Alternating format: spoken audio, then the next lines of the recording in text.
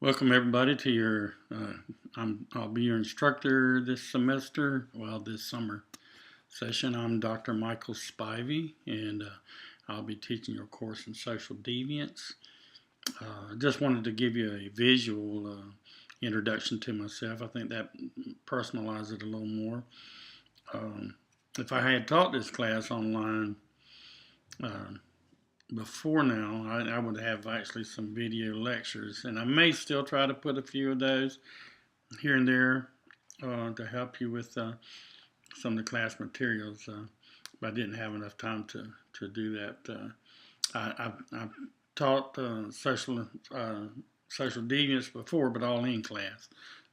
Many of my other classes are already online and already I have those structured with video lectures, and so I can repeat those at will. There's no time really to have to go through them. But I wanted to give you this visual introduction to myself. I'm originally from South Carolina, and about 20 miles from Pembroke, 25 miles from Pembroke, and uh, I I got my BS degree and MA degrees in sociology from Central Michigan University in Mount Pleasant, Michigan. That's my wife's hometown. And then after I finished there, I went on to York University in Toronto, Canada, which is Canada's right next door to Michigan, and studied for my doctorate there in sociology. And for my dissertation, I worked on in terms of one of my backgrounds is in social inequalities, race, ethnicity, and I did an ethnographic study of the PD tribe in South Carolina. And spent about a year down here in the early 90s doing that research. I was about a little over a year, and I worked at the mental health facility there in Lumberton, and I taught part-time in the sociology department at that time at UNCP, and never really expected to come back as a full-time faculty member. How things work out in life. But after that, I went back to Central Michigan area, wrote my dissertation. While I was writing my dissertation, I was teaching full-time, part-time I call it. I was teaching a lot of classes for Central Michigan University's off-campus sites in Detroit, Michigan. And so I taught for about close to 4 years in the Detroit area, as well as some other cities like Bay City. Also taught in Saginaw, Michigan, Traverse City up north. But most of my classes were in the Detroit area, and got to have classes with most of my students were from the big three auto industries, and it was a very insightful time. But anyway, in terms of my background in deviant behavior, the sociology of deviance, I had taken classes in this area. I've had classes in criminology, both undergrad and graduate school. And then when I was at York University, I was a teaching assistant for a criminologist, and I taught some of his classes in criminology. As you know, sociology and criminal justice are sister disciplines to some extent now, and our department is made up of the sociology and criminal justice program. So my ability, I'm not a criminal justice faculty member. I don't really have a background in criminal justice area. So our meeting ground for sociology and criminal justice is criminology. And in a class like this, which is cross-listed, that is, sociologists study deviant behavior, as well as folks in criminology and criminal justice. So we're cross-listed. So I find this as a great opportunity to be able to also have teach this class also for criminal justice students, and I find it very interesting sociologically I find the area of deviant behavior and deviant subcultures especially to be of interest to me. And so uh, uh, in terms of my background, again, I'm a sociologist, and I also teach cultural anthropology. And my areas of specialty are in social inequalities, critical theory, cultural sociology. Uh, I teach cultural anthropology for the university, for our department, and issues of social inequality dealing with race, class, and gender.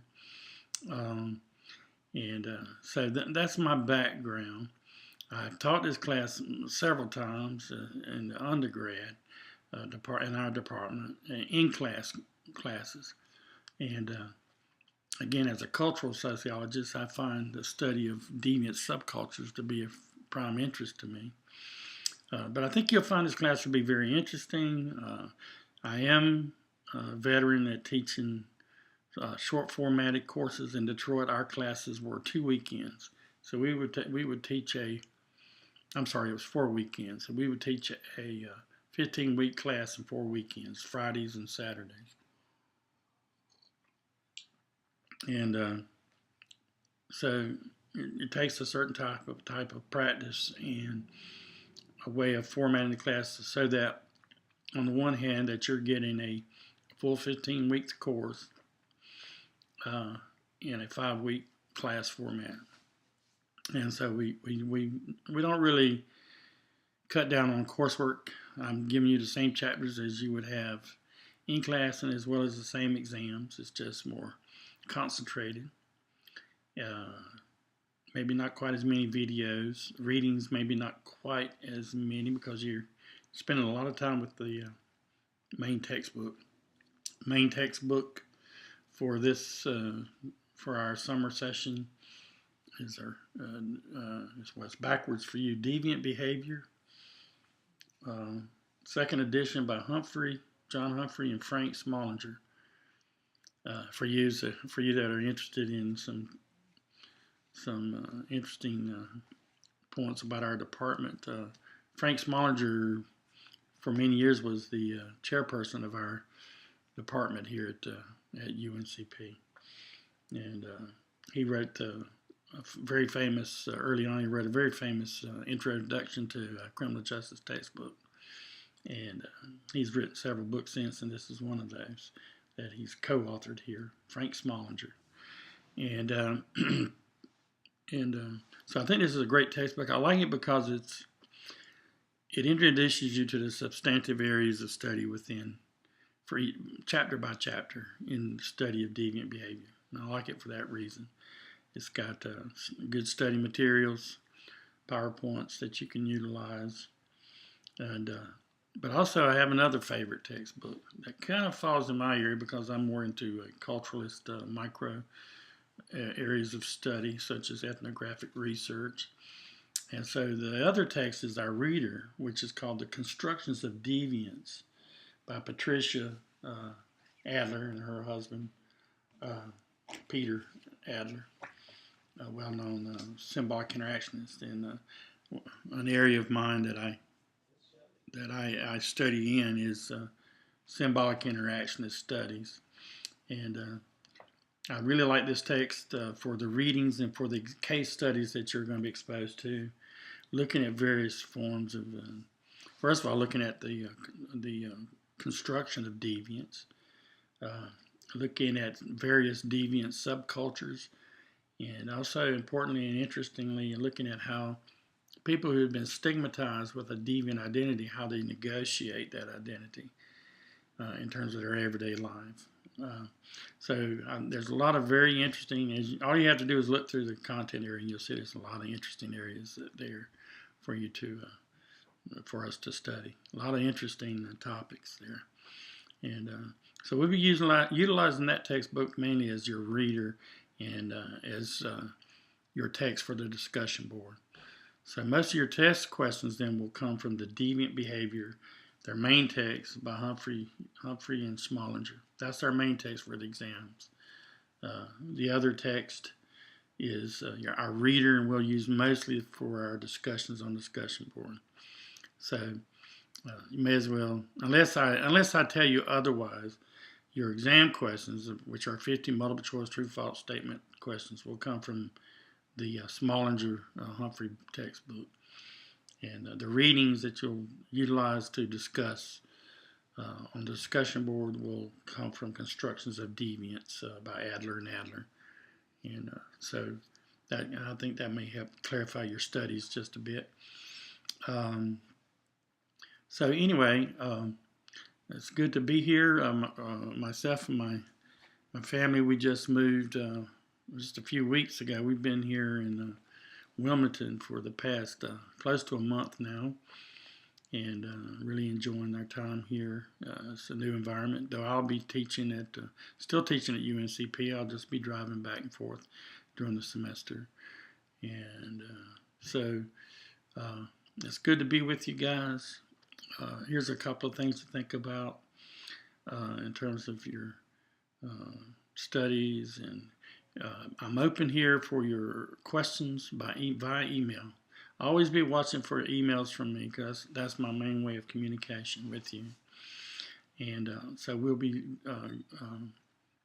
anytime you have a question about concepts, one thing about the Smallinger Humphreys textbook is that you're going to notice that at the end of each chapter, they're going to have the very same theories. Though each chapter, different substantive areas will emphasize maybe one or two of the theories, like labeling theory, for example. At the end of each chapter, they'll go through the list of theories that you're dealing with for this class. And they'll give you each of those theories takes on the substantive area we're looking at. So, for example, like homicide, one of your chapters this week looks at how homicide is dealt with in terms of the various theoretical perspectives. And you're going to notice over these chapters that they repeat themselves in terms of their logic. So the theories have certain logics about what causes deviant behavior across all the different substantive areas that we'll be looking at.